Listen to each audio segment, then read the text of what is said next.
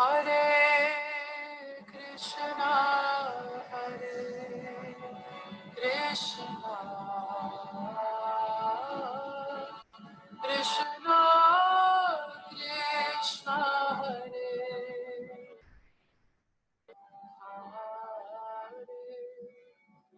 Hare, Hare Rama, Hare Rama,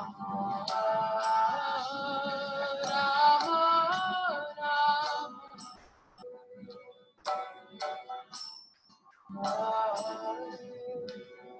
Hare Krishna, Hare Krishna,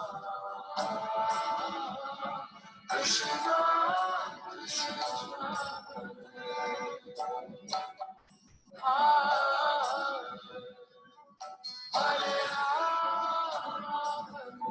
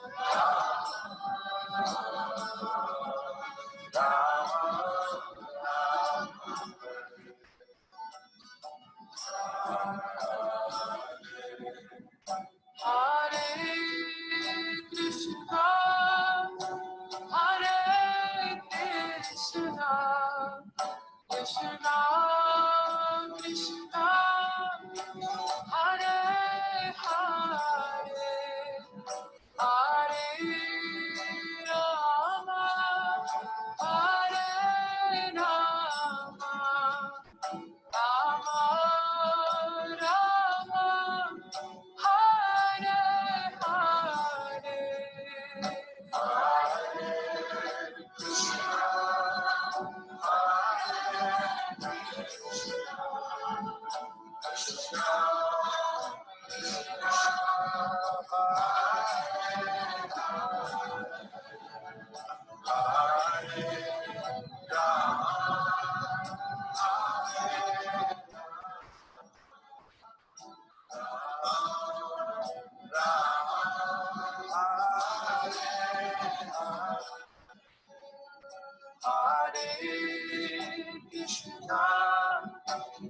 Hare Krishna, Krishna Krishna, Hare Hare,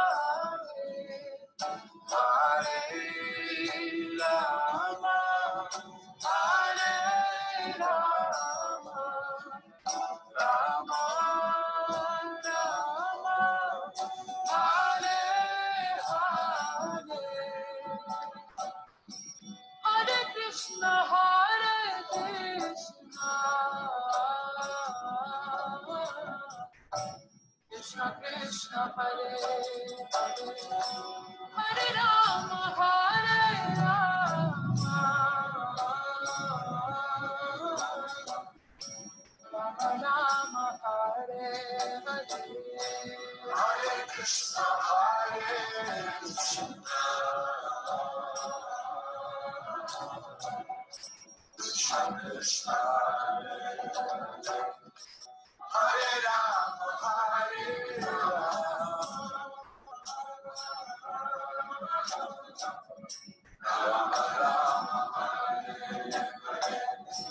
Hare Krishna, Hare Krishna, Krishna Krishna, Hare Hare,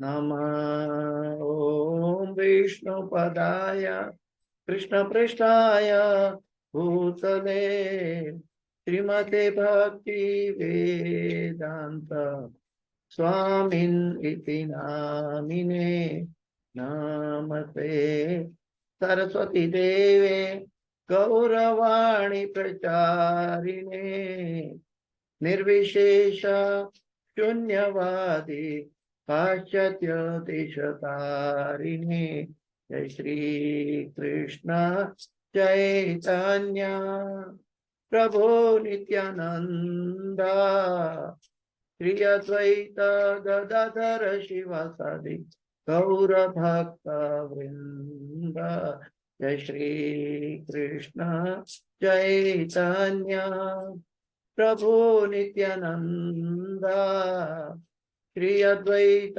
Gadadhar शिवासादि गौर भक्त वृंद जय श्री कृष्ण चैतन्य प्रभु नित्यानंद श्री अद्वैत गदाधर शिवासादि गौर भक्त वृंद हरे कृष्णा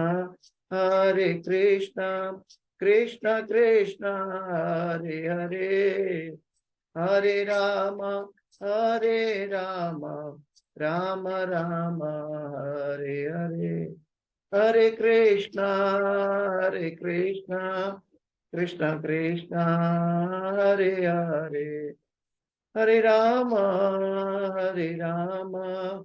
राम राम हरे हरे हरे कृष्णा कृष्ण कृष्ण हरे हरे हरे राम राम राम हरे हरे गोविंद जय जय गोपाल जय जय राधा रमण हरे गोविंद जय जय हरे कृष्णा कृष्ण कृष्ण हरे हरे हरे राम राम राम हरे हरे हरि नाम संकीर्तन यज्ञ की जय समवेत भक्त वृंद की जय शिल प्रभुपाद की जय गुरुदेव महाराज की जय अनंत कोटि वैष्णव वृंद की जय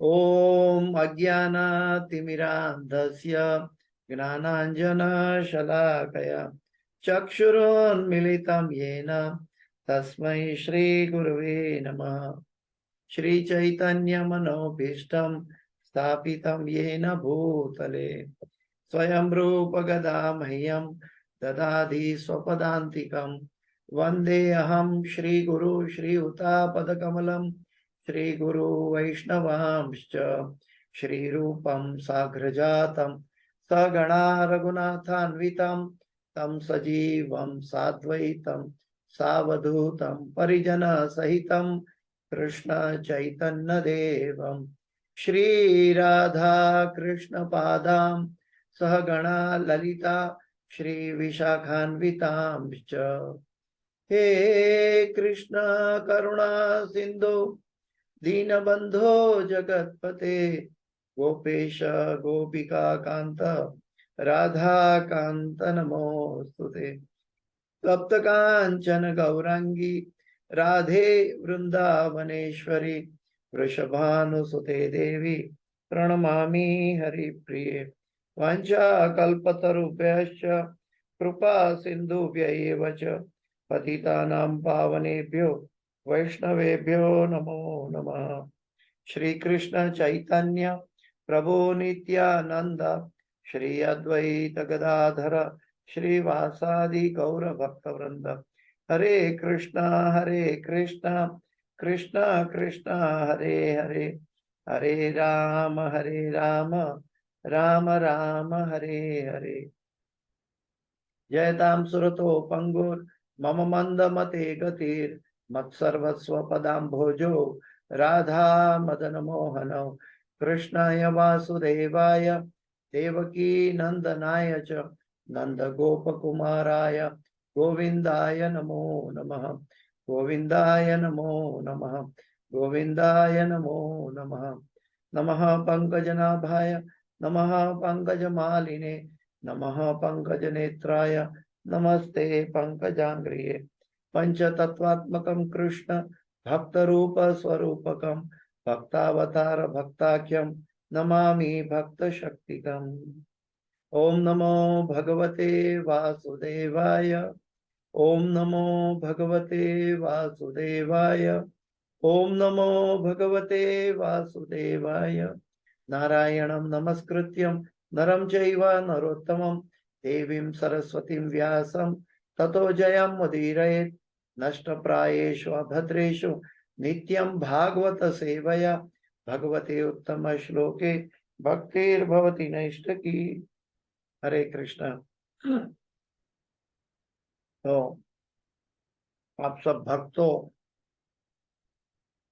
की कृपा से मैं गुरु की कुछ सेवा कर रहा हूँ, और ये जो भी है वो गुरु कृपा के अलावा और कुछ नहीं है, जो भगवान के द्वारा प्रदत्त है, लेकिन वो गुरु के जरिए, गुरु की कृपा के रूप में हम सबको प्राप्त है। तो आज का जो श्लोक है इसी चीज पर, इसी सब्जेक्ट मैटर पर नारद मुनि के जरिए, ब्रह्मा जी के जरिए, वेद व्यास जी के जरिए और शौनक ऋषिगण, सुखदेव गोस्वामी शौनक ऋषिगण के जरिए, श्रील प्रभुपाद के जरिए हम सबको प्राप्त होने जा रहा है। तो श्रीमद् भागवत दूसरा स्कंद 9वां अध्याय श्लोक संख्या 41 और 42, 41, 42, 29, 41, 42। तम नारद प्रियतमो रिक्था दानाम अनुव्रत शुश्रूषमाण शीलेन प्रश्नयेन दमेन च। तम नारद प्रियतमो रिक्था दानाम अनुव्रतः शुश्रूषमाण शीलेन प्रश्नयेन दमेन च। तम नारद प्रियतमो रिक्था दानाम अनुव्रत शुश्रूषमाण शीलेन प्रश्नयेन दमेन च। माया विविदिशन् विष्णु मय्येशस्य महामुनि महाभागवतो राजन् पितरं पर्यतोषयत्। मायां विविदिशन् विष्णु मार्येशस्य महामुनि महाभागवतो राजन् पितरं पर्यतोषयत्। मायां विविदिशन् विष्णु मय्येशस्य महामुनि महाभागवतो राजन् पितरं पर्यतोषयत्। तो अनुवाद और तात्पर्य में जाते हैं। अनुवाद और तात्पर्य भाई इसी भक्ति वेदांत स्वामी श्रील प्रभुपाद महाराज की जय। अनुवाद। ब्रह्मा के उत्तराधिकारी पुत्रों में सर्वाधिक प्रिय नारद अपने पिता की सेवा के लिए सदैव तत्पर रहते हैं और अपने पिता के आदेश उपदेशों का अत्यंत संयम, विनय और सौम्यता से पालन करते हैं। तो मैं फिर से ये अनुवाद दोहराना चाहूंगा।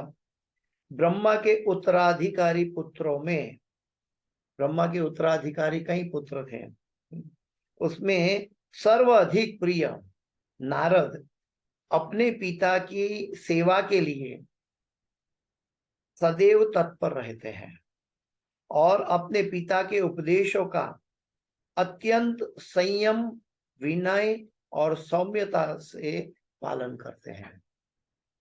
और दूसरे श्लोक में प्रभुपाद जी कहते हैं, हे राजन, नारद ने अपने पिता को अत्यधिक प्रसन्न कर लिया और समस्त शक्तियों के स्वामी विष्णु की शक्तियों के विषय में जानने की इच्छा प्रकट की, क्योंकि नारद समस्त ऋषियों तथा समस्त भक्तों में सर्वोपरि है।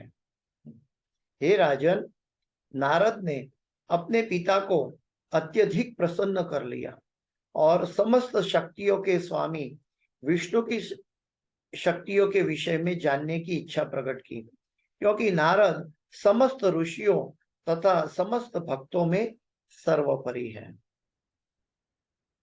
तो हम जान सकते हैं कि गुरु शिष्य परंपरा कैसे नीचे आती है।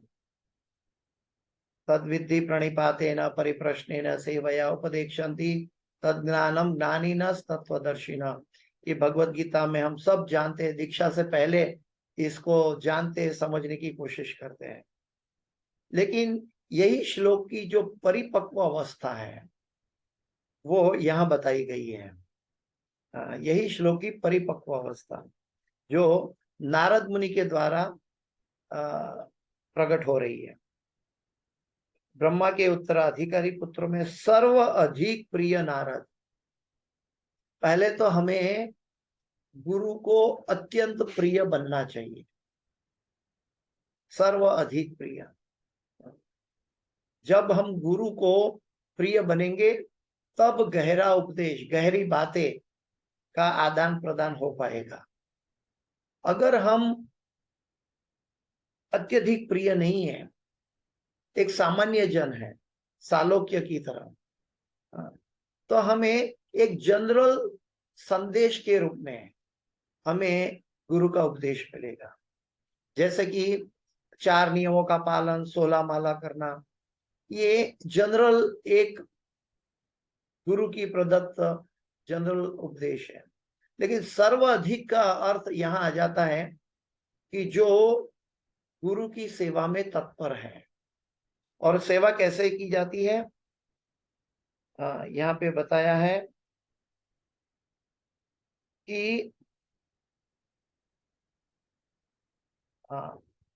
अत्यंत रिक्त आदानाम उत्तराधिकारी पुत्र का अनुव्रत अत्यंत आज्ञाकारी, अत्यंत आज्ञाकारी, शुश्रूषमाण सदैव सेवा के लिए उद्यत तत्पर, शीलेन सदा आचरण से, प्रश्नयेन विनयशीलता से, दमेन इंद्रिय संयम से। ये सभी गुण जो है ये श्रोतागण या जो गुरु का शिष्य है उनके अंदर होना चाहिए।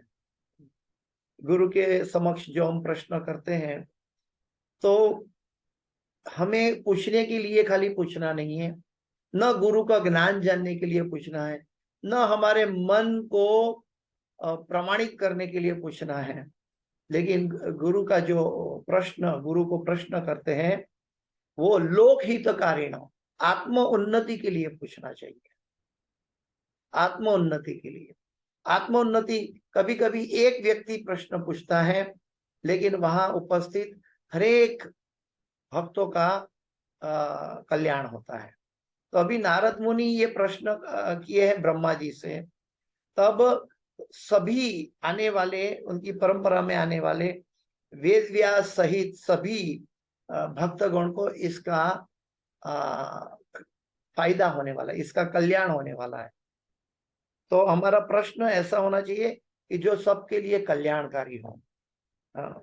और कैसे प्रश्न पूछना चाहिए कि सेवा के लिए सदैव तत्पर रहना है। गुरु की सेवा पहले एक बार बताया था कि सेवा कैसे होती है। सेवा के 2 प्रकार हम सब जानते हैं, वाणी सेवा, वपु सेवा, गुरु के उपदेशों का पालन, और वपु सेवा जो हम गुरु को बाह्य रूप से उनकी वपु सेवा, जो पुरुष शिष्य है वो कर सकते हैं। और माता जी जो शिष्य हैं वो गुरु महाराज के लिए प्रसाद बना सकते हैं, गुरु महाराज के हार बना सकते हैं, फूलों का हार बना सकते हैं। लेकिन उनकी वपु सेवा ज्यादातर अपने मनुष्य, आई मीन पुरुष शिष्य के द्वारा होती है। तो वाणी सेवा उनकी आज्ञाओं का पालन करना है और अपने पिता के उपदेशों का अत्यंत अत्यंत, कहने के लिए नहीं, या फॉर नेम सेक नहीं, या फॉर रिचुअल नहीं, या फॉर एक शेड्यूल में आता है उसका लाइन में क्रम, इसलिए नहीं, लेकिन अत्यंत संयम, विनय और सौम्यता से पालन करते हैं। भौतिक जगत में हम जैसे अपने लोभ और स्वार्थ के लिए जितनी जिज्ञासा करते हैं, जितने उत्कंठ रहते हैं, उससे कई गुना अधिक हमें गुरु की सेवा के लिए संयमता से, विनय से और सौम्यता से पालन करना चाहिए। हे नारद, हे राजन, नारद ने अपने पिता को अत्यधिक प्रसन्न कर लिया। गुरु की प्रसन्नता बहुत मायने रखती है, बहुत जरूरी है। हमें कैसे पता हो कि गुरु की प्रसन्नता है या नहीं? तो गुरु की प्रसन्नता के लिए हमें सदैव, जैसे नारद मुनि ने संयमता से, विनय से, सौम्यता से अपने गुरु का पालन कर रहे हैं, अपने पिता के। वो यहाँ पिता है, लेकिन वो पिता गुरु सक्षम है, वो पिता स्वयं गुरु है। कभी कभी ये गुरु शिष्य परंपरा पिता के द्वारा और संतानों के द्वारा भी प्रदत्त होती है, और कभी कभी भक्तों के द्वारा भी प्रदत्त होती है। इसकी लायकात कुल परंपरा में भी स्थित नहीं है, लेकिन स्थित कहाँ है? भक्त परंपरा में।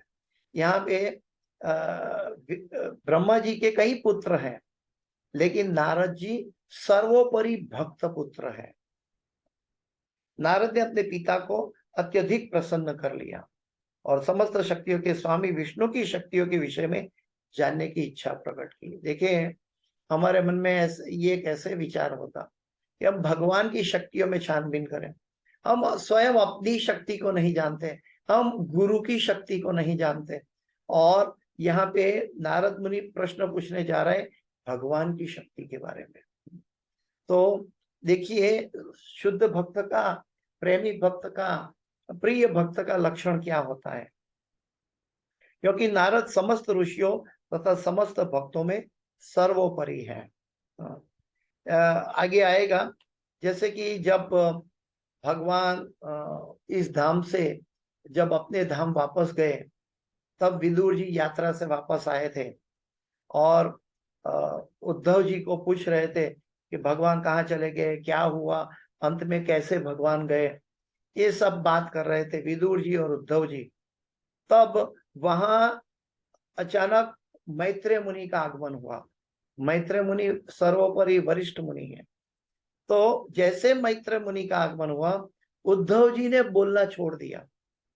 उद्धव जी ने कहा, अभी हमारे वरिष्ठ, सर्वोपरि उम्र में भी और ज्ञान में भी भगवान के प्रिय मैत्रेय मुनि हाजिर है। अभी विदुर जी को कह रहे कि आपके प्रश्नों का जवाब मैत्रेय मुनि देंगे। श्रील प्रभुपाद जी बताते हैं कि जब हम सीनियर डिवोटी के सामने कुछ बोलते हैं, अगर उनकी आज्ञा है तो हम बोल सकते हैं, हमें गुरु की आज्ञा है इसलिए हम क्लास ले सकते हैं, लेकिन आज्ञा नहीं है तो हमें डम एंड डफ बन के गुरु को सेवा में तत्पर रहना चाहिए। तो आज्ञा की बात है तो हम बोलने का है, तो क्या बोलना है? जो गुरु ने बोला है, जो गुरु ने बोला है वो बोलना है। और नहीं तो क्या होगा? हम बिना गुरु की आज्ञा के अपने अहंकार से बोलने लगेंगे, अपने अहंकार से उपदेश देने लगेंगे, तो क्या होगा? हमारा आयुष्य ध्वंस हो जाएगा, हमारा आयुष्य का पतन हो जाएगा। हाँ, ये भागवत में बताया है कि हमारे आयुष्य तुरंत छीन लिया जाएगा, क्योंकि हम इनका दुरुपयोग कर रहे हैं। हाँ, इसलिए श्री चैतन्य महाप्रभु ने पहले से सबको गुरु बनने का आशीर्वाद दे दिया, और इसके गुरु परंपरा के जरिए, प्रभुपाद जी के जरिए हमारे गुरु महाराज ने भी सभी जारे देखो तारे कहो कृष्ण उपदेश का आदेश दिया। तो ये चीज यहाँ पे जानना जरूरी है। तात्पर्य भाई ऐसी भक्ति वेदांत स्वामी श्रील प्रभुपाद महाराज की जय। तात्पर्य, ब्रह्मांड के समस्त जीवों के सृष्टा होने के कारण ब्रह्मा अनेक विख्यात पुत्रों के जनक हैं, यथा दक्ष, नारद तथा सनकादि के जनक हैं। वेदों द्वारा प्रचारित मानव ज्ञान के 3 विभागों, कर्मकांड, ज्ञान कांड तथा उपासना कांड में से देवर्षि नारद ने अपने पिता ब्रह्मा से उपासना कांड के बारे में पूछा। दक्ष प्रजापति ने कर्म कांड के बारे में पूछा था, तथा सनक सनकादि ने ज्ञान कांड के बारे में पूछा था। वो उत्तराधिकार में प्राप्त किया। लेकिन देवर्षि नारद ब्रह्मा जी से उपासना कांड में के बारे में पूछ रहे हैं। किंतु इन इन सब में से नारद को उनके सदाचार, आज्ञा पालन, विनयशीलता तथा पिता के प्रति सेवा सन्नद्धता के कारण ब्रह्मा का अत्यंत प्रिय पुत्र कहा गया है। देखिए, गुरु के प्रिय पुत्र, प्रिय शिष्य हम कैसे बन सकते हैं। गुरु के प्रिय शिष्य बनने के लिए प्रभुपाद जी ने यहाँ पे मापदंड दिए हुए हैं। सदाचार, ऐसा नहीं कि जब गुरु का उपदेश का पालन एक पार्ट टाइम 1 घंटा भागवतम बोलने या सुनने से हो जाता है। सदाचार यानी कि इसका आचरण जो है, इसकी मोरालिटी है, वो मोरालिटी सदैव गुरु और भगवान पर केंद्रित होनी चाहिए। सदाचार शिष्य का एकमात्र आचरण है। क्या आचरण है? साधु, गुरु और शास्त्र और भगवान के को लक्ष्य रख के इनका पालन करना। सदाचार, आज्ञा पालन। आज्ञा पालन हम क्या करते हैं? ज्यादातर गुरु महाराज 5-10 बातें बताते एक क्लास के अंदर, 10 बातों का उपदेश है, उसमें से 2-3 बातें हमें पसंद है, वो 2-3 बातों को हम पकड़ के याद करके रख लेते हैं, बाकी 5-7 आदत को हम धीरे से साइड में कर देते हैं। तो वो आज्ञा पालन नहीं है, वो तो क्या बोलते हैं, गुजराती में कहते हैं सगवड़ियो धर्म। कंफर्ट जोन में हम रहने की कोशिश करते हैं। नहीं, आज्ञा पालन का मतलब है कि चाहे हमारी वास्तविक परिस्थिति कैसी भी रहे, चाहे कुछ भी हो, लेकिन हमें आज्ञा का पालन करना होगा। और गुरु कभी अशक्य बातें नहीं बताएंगे कि जो अपना शिष्य न कर सके। और साथ साथ एक चीज बहुत ध्यान रख ले कि जब गुरु का आदेश आता है तो आदेश के साथ गुरु के आदेश का पालन करने की शक्ति भी आती है। गुरु के आदेश के साथ गुरु के आदेश का पालन करने की शक्ति भी आती है। जब गुरु के आदेश का पालन करने की शक्ति आती है तो हमें आज्ञा पालन का भी अहंकार नहीं करना है, ये गुरु करवा रहे हैं, क्योंकि गुरु की और भगवान की शक्ति से हो रहा है। तो हमें इतना विनम्र बनना चाहिए। तृणादपि सुनीचेन तरोरपि सहिष्णुना अमानिना मान देना कीर्तनीया सदा हरि। जितना हम नम्र बनेंगे उतना हम पाएंगे। जितना घड़ा, पनिहारी का घड़ा कुएं में झुकेगा उतना अपने अंदर पानी भर पाएगा। जितना हम अपने मिथ्या अहंकार से जीरो करके, निम्न करके हम गुरु के चरणों में झुकेंगे उतना हम गुरु को प्रसन्न कर पाएंगे। आज्ञा पालन, विनयशीलता। विनयशीलता ये आर्टिफिशियल नहीं है। विनयशीलता ये फिजिकल क्या पोस्चर नहीं है कि हाँ प्रभु हरे कृष्णा, ये विनयशीलता नहीं है। विनयशीलता का मतलब है कि जो श्रोतागण, जो उनके डिपेंडेंट है, उनका अल्टीमेट कल्याण कैसे हो उसके बारे में सदैव सोचते रहना, तत्पर रहना। गुरु अपने आश्रित शिष्यों पर हमेशा ये सोचते हैं कि उनके शिष्यों का कल्याण कैसे हो। तो गुरु अपने गुरु के आदेशों को आगे ले जाने के लिए वो विनय रखते हैं, साथ साथ शिष्य को भी ये विनय रखना है। क्यों? क्योंकि वही उपदेशों को आगे लेके जाना है। विनय का मतलब है हमें नमक मिर्ची उसमें नहीं डालना है। तथा पिता के प्रति सेवा सन्नद्धता के कारण, पिता के प्रति वपु सेवा भी या वाणी सेवा भी सन्नद्धता के कारण ब्रह्मा का अत्यंत प्रिय पुत्र कहा गया है। नारद मुनियों में सर्वश्रेष्ठ है, मुनियों में सर्वश्रेष्ठ है। क्योंकि समस्त भक्तों में वे श्रेष्ठ हैं। समस्त भक्तों में वे भक्त शिरोमणि हैं। हाँ, हम देखते हैं भागवत के कई प्रसंग को देखेंगे आने वाले। तो हर एक प्रसंग में जहां जहां नारद मुनि ने इंटरफियर किया है, नारद मुनि बीच में आए हैं भक्तों की प्रार्थना में, भक्तों की परिस्थिति में, जब नारद मुनि के वचन या नारद मुनि का उपदेश या नारद मुनि की बताई गई रीत रस्म जिस भक्तों की साधना में बीच में आए हैं, वो सभी शिष्यों का, सभी साधकों का उद्धार हो गया है। और हमें कितनी बड़ी कृपा मिल रही है कि श्रील प्रभुपाद जी वो भागवत के, वो ब्रह्मा जी के चतुश्लोकी भागवत का उपदेश ब्रह्मा जी से नारद जी के जरिए हमारे पास लेके आ रहे हैं। यानी कि नारद जी हम सबके बीच में भी आए हैं, उपस्थित हुए हैं। एक बार 2014 की साल में मायापुर में कीर्तन मेला होने जा रहा था, गौर पूर्णिमा के समय में कीर्तन मेला 2014 की साल में। तब गुरु महाराज ने गुरु महाराज का स्लॉट था कि गुरु महाराज को कीर्तन करना है। तो गुरु महाराज जब आए तो उन्होंने सबको कह दिया कि आज सभी देवतागण नारद मुनि सहित आज कीर्तन में उपस्थित होने वाले हैं। तो हम सब वैसे कीर्तन करें कि जैसे सभी देवतागण, ऋषि मुनि, नारद जी हमसे प्रसन्न हो। यही प्रसंग श्रील प्रभुपाद जी के जीवन में भी हुआ कि वो एक बार नारद मुनि को देखे, नारद मुनि के बारे में भजन गाने लगे हैं।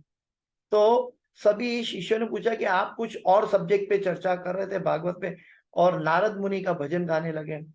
तो प्रभुपाद जी ने कह दिया कि नारद मुनि स्वयं यहाँ उपस्थित थे। तो गुरु के अंदर वो दृष्टि है कि नारद मुनि को बुला भी सकते हैं, उनकी उपस्थिति को देख भी सकते हैं। ये गुरुवर्य है कि श्रील प्रभुपाद जी या तो हमारे गुरुवर्य, ये पहले से उन्होंने कह दिया। और पता है क्या हुआ कि उनका कहने का प्रमाण हमारे जैसे जड़ शरीर, जड़ बुद्धि वाले व्यक्ति कैसे जान पाएंगे कि नारद मुनि, गुरु महाराज ने कह दिया और प्रकट हो गए, सभी देवतागण प्रकट हुए, कैसे पता चलेगा? तो हमें पता होगा कि 2014 की साल में कीर्तन मेला के दरमियान पंच तत्व में श्री चैतन्य महाप्रभु की आंखों से अश्रुधाराएं बहने लगी थी मायापुर में। हाँ, ये कुछ कैमरा में यूट्यूब में कैद किया गया है। हाँ, तो चैतन्य महाप्रभु की आंखों से अश्रुधाराएं बहने लगी। कुछ भक्तों ने कह दिया कि जो नास्तिक भक्त, जो डाउट वाले थे, उन्होंने कह दिया नहीं नहीं, ये तो बहुत गर्मी है, बहुत सफोकेशन होता है, बहुत पसीना निकल रहा है, इसलिए ये हमारा भक्तों का प्रस्पिरेशन है, वो उनकी आंखों से पानी की बूंद की तरह बह रहा है। तो किसी भक्त ने ऐसा कह दिया तो पंकजांघ्रि प्रभु ने, पंकजांघ्रि प्रभु ने कहा नहीं, ये बात गलत है। अगर ऐसा होना होता तो पंच तत्व पांचों की आंखों से अश्रुधाराएं बहती। तो हम सोच सकते हैं कि शायद ये प्रस्पिरेशन का, ह्यूमिडिटी का तकाजा है। लेकिन बाकी चार नहीं, केवल और केवल श्री चैतन्य महाप्रभु की आंखों से अश्रुधाराएं बह रही थी। और गुरु महाराज को दो भक्तों ने पकड़ के खड़ा किया था, और पकड़े हुए गुरु महाराज जो खड़े नहीं रह सकते, वो हाथ ऊंचा करके नाच रहे थे। ये दृश्य गुरु की कृपा से हमने प्रत्यक्ष देखा था मायापुर में।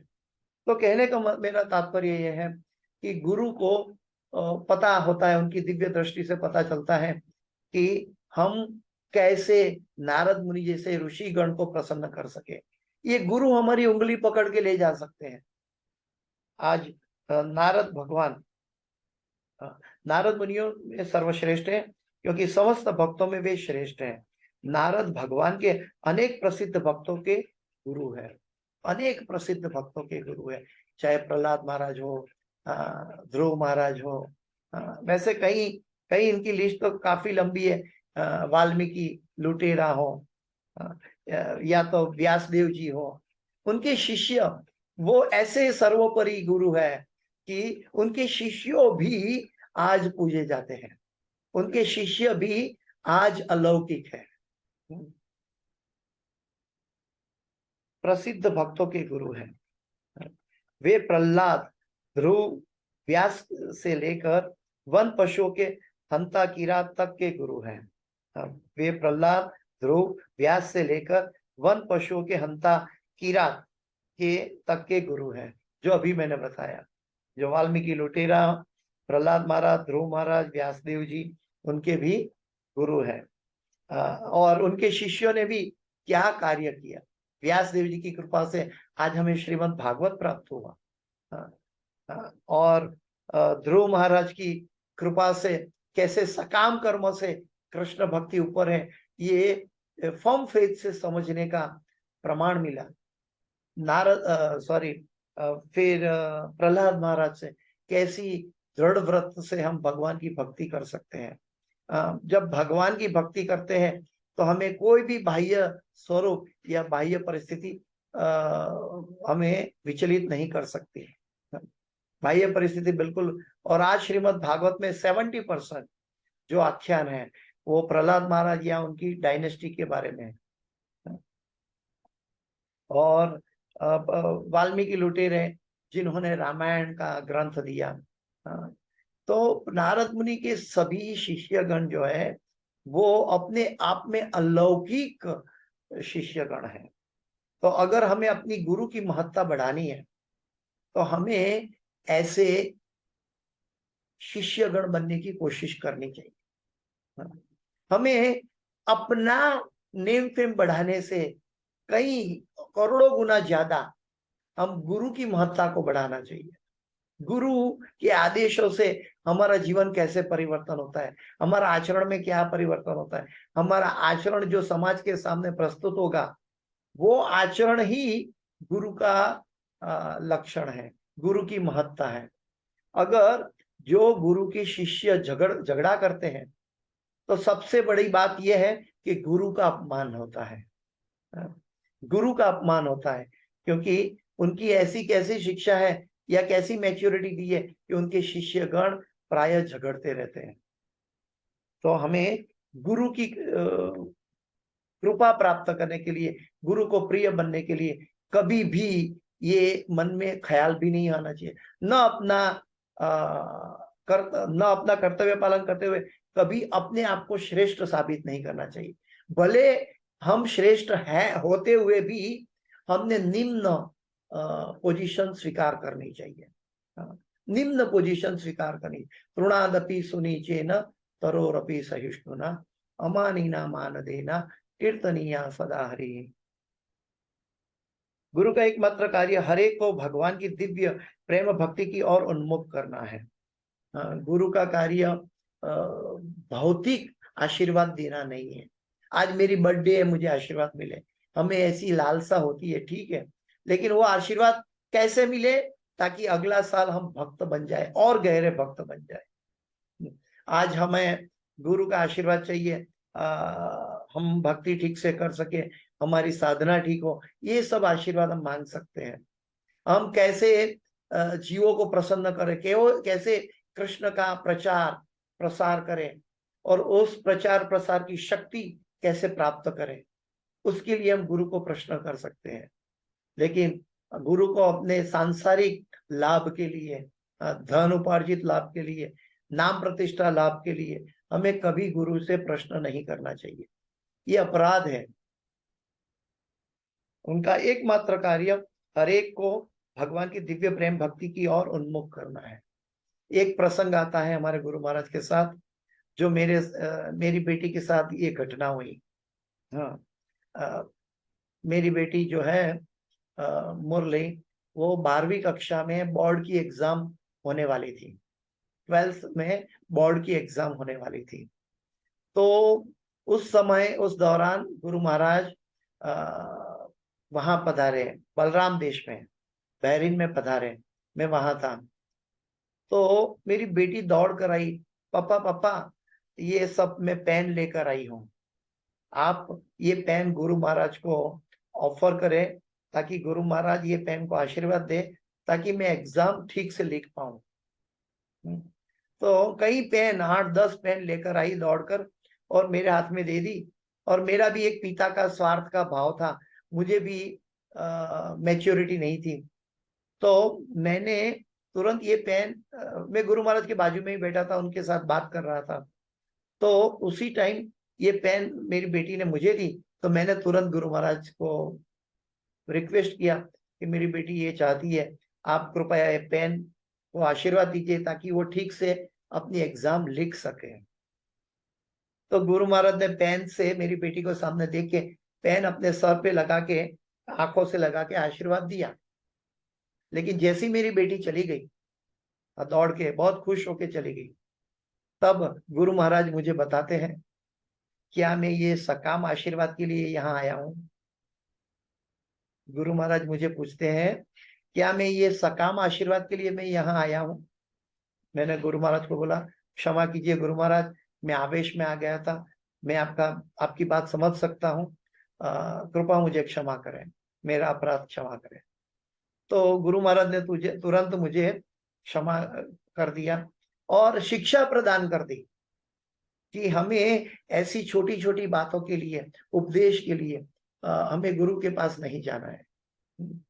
तब ये एग्जाम, गुरु महाराज बोलते हैं, ये एकेडमिक सांसारिक नॉलेज के लिए पेन लिखी का उपयोग होगा, और ये सांसारिक नॉलेज मिलेगा जो कृष्ण से दूर ले जाएगा, और उनके लिए मैं आशीर्वाद कैसे दे सकता हूँ? तो ये गहरी बात जो है, गुरु का मात्र कर्तव्य है कि अपने शिष्य को कैसे कृष्ण की ओर ले जाए। उनका एकमात्र कार्य हरेक को भगवान की दिव्य प्रेम भक्ति की ओर उन्मुख करना है। इसलिए इन सारे गुणों के कारण वे अपने पिता के सर्वाधिक प्रिय पुत्र हैं, और नारद का प्रथम कोटि का भगवत भक्त होना इसका एकमात्र कारण है। भगवत भक्तगण समस्त शक्तियों के स्वामी परमेश्वर के विषय में अधिक जानने के इच्छुक होते हैं। भक्तगण समस्त शक्तियों के स्वामी परमेश्वर के विषय में अधिक जानने के इच्छुक रहते हैं, जैसा कि भगवत गीता में 10:9 में कहा गया है। अभी यहाँ पे वो इच्छुक कहते हैं। अभी आप देखें, अर्जुन का प्रश्न था एक सामान्य पशु की मेंटालिटी से, मनुष्य की मेंटालिटी से, उसका कर्तव्य पालन क्या करना चाहिए, क्या नहीं करना चाहिए, ये प्राथमिक तरह के प्रश्न थे, भगवान को किए थे भगवत गीता के अंतर्गत। लेकिन भागवत उसको हायर स्टडी क्यों कहा गया? तो यहाँ पे आप देखेंगे, जो भक्तगण प्रश्न करने जा रहे हैं, चाहे नारद मुनि हो, चाहे कोई भी उनके शिष्यगण हो, चाहे कोई भी प्रसंग हो, तो सभी का जो प्रश्न है कृष्ण की महिमा को विस्तारित करने के लिए है। अभी ये श्रीमद् भागवत के 6 प्रश्न ऋषि मुनियों के द्वारा पूछे गए। ये 6 प्रश्नों में भी भगवान के अवतार के बारे में पूछा, भगवान की शक्तियों के बारे में पूछा, भगवान क्यों आते हैं पूछा, भगवान भक्तों का कैसे सहाय करते हैं इस बारे में पूछा, कैसे भगवान को अपने हरेक जीव प्रिय है, और कैसे भगवान हृदय में बैठकर भी हरेक जीव का पालन पोषण करते हैं, ये पूछा। इतने गहरे सब्जेक्ट पूछे। वहां कोई ऋषि मुनि ने ये नहीं पूछा कि भाई कथा कितना घंटा चलेगी, उसके बाद ब्रेकफास्ट मिलेगा कि नहीं, पानी मिलेगा कि नहीं। ये हम सबकी दुर्दशा है। यानी कि ऋषि मुनि जो गण जो है, वो भगवान की उन्मुखता में सदैव डूबे हुए रहते हैं। जब गुरु को देखते हैं तब उनको कृष्ण के अलावा और कुछ नहीं दिखता। मच्चित्ता मद्गत प्राण बोधयंत परस्परम कथयंतश्च माम नित्यम तुष्यन्ति च रमन्ति च। हमारे प्रश्न से तुष्यन्ति च रमन्ति च अगर भौतिक प्रश्न है तो नहीं मिलेगा, लेकिन हमारे प्रश्न अगर गुरु को प्रसन्न कर सकता है, अगर कृष्ण को प्रसन्न कर सकता है, तो तुष्यन्ति च रमन्ति च ये निर्विवादित सत्य है कि हमें प्राप्त होगा। परमेश्वर अनंत है और उनकी शक्तियां भी असीम हैं, उन्हें कोई पूर्णतः नहीं जान सकता। ब्रह्मा जी के इस ब्रह्मांड के सबसे महान जीवों होने जीव होने तथा भगवान से प्रत्यक्ष उपदेश प्राप्त करने के कारण अन्यों की उपेक्षा अधिक जानते हैं। यानी कि ब्रह्म संहिता जैसे हमें मालूम है कि भगवान की बारे में कई चीजें बताई है ब्रह्मा जी ने। ब्रह्मा भगवान का जगत कैसा है, श्वेत द्वीप कैसा है, भगवान का गोलोक वृंदावन कैसा है, भगवान और देवी देवता में क्या अंतर है, भगवान सर्व कारण कारणम है। ये सभी चीज, ये गहरा उपदेश जो ब्रह्मा जी के पास जाकर नारद मुनि ये पूछने जा रहे हैं। जो 10 लक्षणों वाला भगवान का उपदेश था, चतुश्लोकी भागवत के 10 लक्षण, ये 10 लक्षण के बारे में और भगवान की शक्तियों के बारे में नारद जी पूछने जा रहे हैं। हमारे अंदर ये प्रश्न नहीं उठता कि भगवान की शक्ति के बारे में या भगवान की प्रसन्नता के बारे में हम गुरु से पूछे। हम ज्यादा से ज्यादा इतना पूछ सकते हैं कि कैसे हमें पता हो कि भगवान प्रसन्न है, कैसे हम पता, गुरु महाराज हम कैसे आपको प्रसन्न कर सकते हैं। लेकिन ये अच्छी बात है, लेकिन गहरा उपदेश तो ये है कि गुरु महाराज जब कहते हैं तो जैसे नारद मुनि ने पहले सेवा के माध्यम से गुरु को प्रसन्न किया, उसके बाद में प्रश्न पूछा। हम प्रश्न पहले पूछते हैं, फिर पालन करेंगे करके गुरु को एक आर्टिफिशियल प्रसन्न करने की कोशिश करते हैं, या तो गुरु का आशीर्वाद प्राप्त करने की कोशिश करते हैं। पहले सेवा। नारद मुनि यहाँ पे ये 2 श्लोक के अंतर्गत हम देखते हैं, पहले सेवा से, सौम्यता से, विनय से, सदाचार से भगवान को गुरु को, ब्रह्मा जी को प्रसन्न किया। सेवया, सेवा के बाद में जैसे हम सामान खरीदने जाते हैं तो सामान के दाम पूछ के हम पहले दाम देते तब सामान मिलता है, बिना दाम सामान नहीं मिलता। ये भौतिक जगत का एग्जाम्पल है। तो हम बिना सेवा के कैसे भगवान के अलौकिक गहरे उपदेश प्राप्त करेंगे। ये कर्म जगत है, कर्म के बदले में हमें कुछ करना होगा, कुछ पे करना होगा।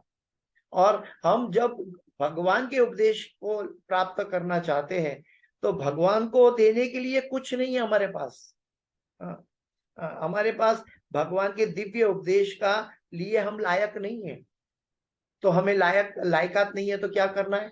सेवा करना है। जैसे एक छोटा सा एग्जाम्पल बोलते हैं, जो हमारे कॉलेज में सभी मित्रगण जब एकत्रित होते थे तो एक दूसरे पे मजाक करते थे, आज कौन नाश्ता का पैसा देगा। हाँ, तो बोलते हैं मेरे पास नहीं है, मेरे पास नहीं है, मेरे पास नहीं है। सब मस्ती करते थे, सबके पास होने के बाद भी वो देने के लिए तैयार नहीं था।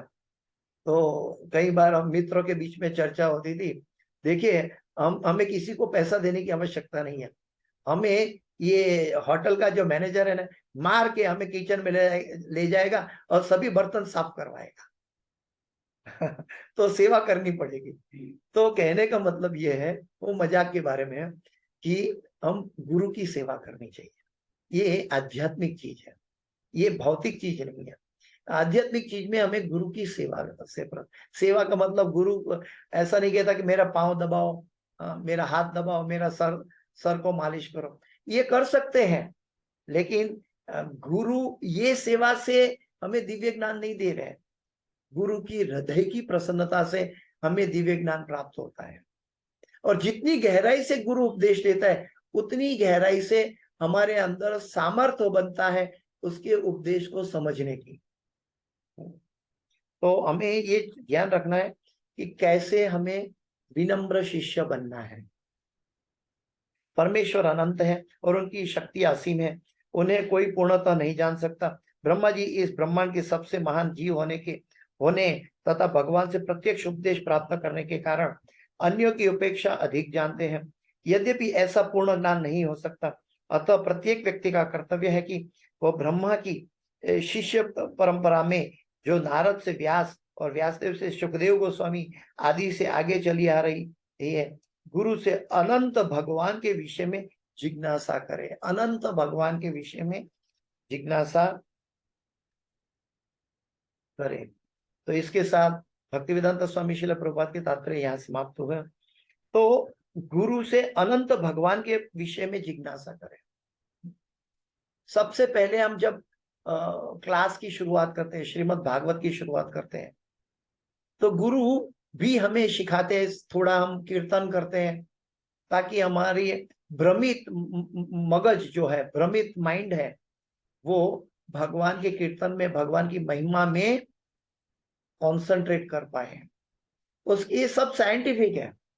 उसके बाद में कीर्तन करने से हमारे अंदर कृष्ण की कृपा, कृष्ण की एनर्जी हमारे अंदर आए। कभी कभी हम भगवान का नाम लेते हैं तो अभी हमारा चांटिंग शुष्क हो जाता है, कभी कभी हमें चांटिंग में आनंद नहीं आता। लेकिन संकीर्तन में जब अन्य भक्तों के द्वारा कीर्तन सुनते हैं और कीर्तन करते हैं, कभी कभी मेरी परिपक्वता योग्य नहीं है कि वो मुझे एकाग्र कर सके। कभी कभी कई भक्तों से हम संकीर्तन सुनते हैं, करते हैं और नाचते हैं, तो अज्ञात सुकृति से भगवान की कृपा हमारे अंदर प्रस्थापित हो जाती है। हमारी लायकात से नहीं कि हमने कीर्तन किया, पता नहीं वो कैसे होता है, लेकिन कोई ना कोई शुद्ध भक्त जब कीर्तन गाता है तो भगवान किसी न किसी माध्यम से अपने शिष्यगण को, अपने प्रेमी भक्त को शुद्ध कर देते हैं। जैसे भगवान का नाम, अभिन्न नाम नामीनो, भगवान का नाम से हम शुद्ध हो जाते हैं। कभी कभी हमारा मन उद्वेग में है तो हम शुद्ध नहीं हो पाते, उस समय भगवान का नाम तो शुद्ध करता है, आत्मा को शुद्ध करता है, लेकिन मन को शुद्ध नहीं होती, शुद्धिकरण नहीं आता, हृदय का शुद्धिकरण नहीं आता। जब हम संकीर्तन करते हैं, वो मंगलाचरण का प्राथमिक हिस्सा है। उसके बाद में हम गुरु को प्रणाम करते हैं। जब कीर्तन करते हैं उसके बाद में हम गुरु को प्रणाम करते हैं। प्रणाम करने का मतलब है हमारा मिथ्या अहंकार मिटा के गुरु के चरणों में समर्पित होते हैं। मंगलाचरण का अर्थ है मंगल आचरण। जब तक मंगल आचरण नहीं है तब तक मंगल उपदेश ग्राह्य नहीं हो पाएगा। मंगल, जैसे कहते हैं ना कि one should deserve before desire. Indira Gandhi के जो स्टेटमेंट थे उसमें एक स्टेटमेंट था, सुंदरता पामता पहला सुंदर बनवू पड़े।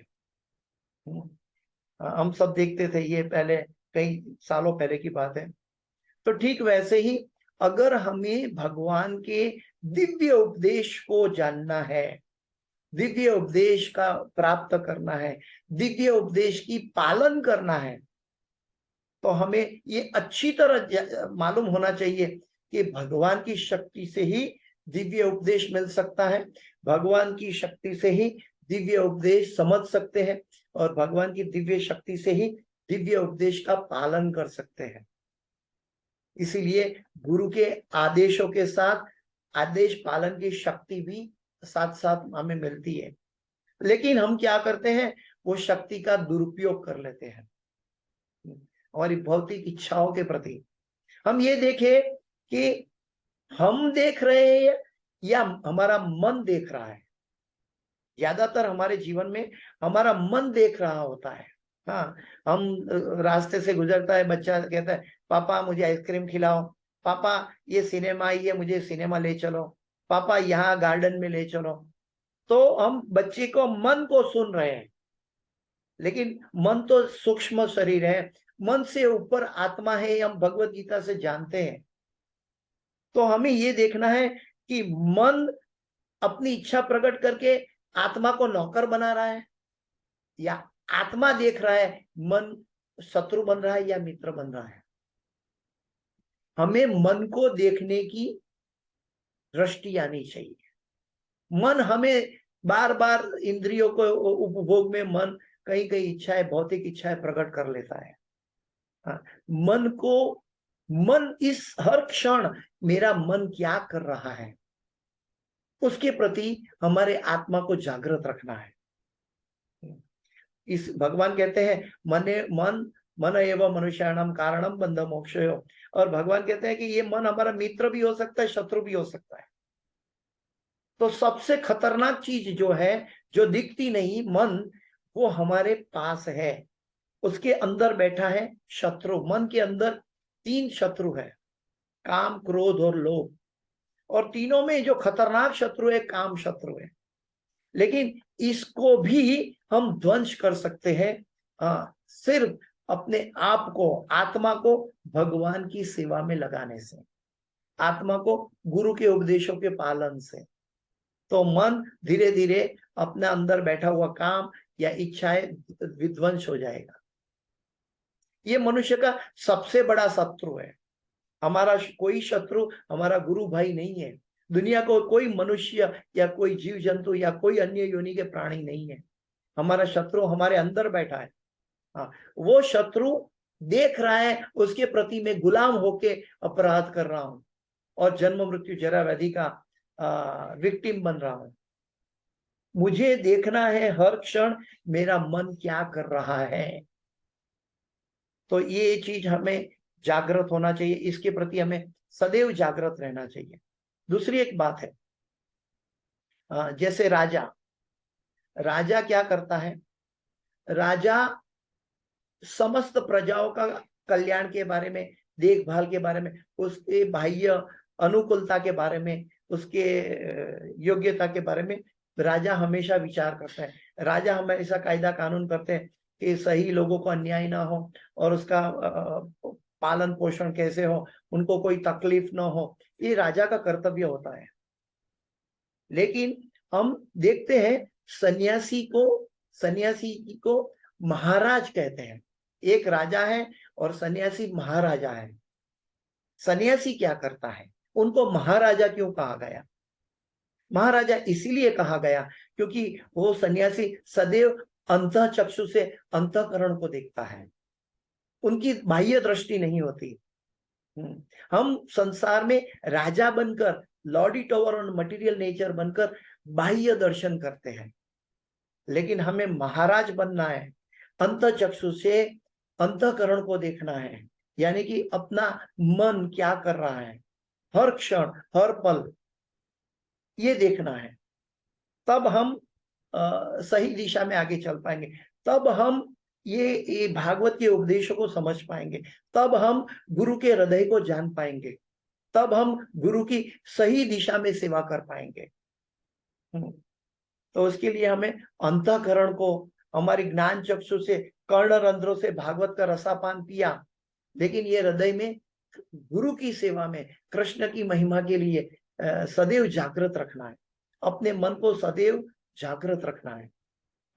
किसके लिए? गुरु और भगवान की सेवा के लिए। अगर मन जागृत नहीं रहता है तो आत्मा को जागृत कर देना है कि मन को कंट्रोल करें।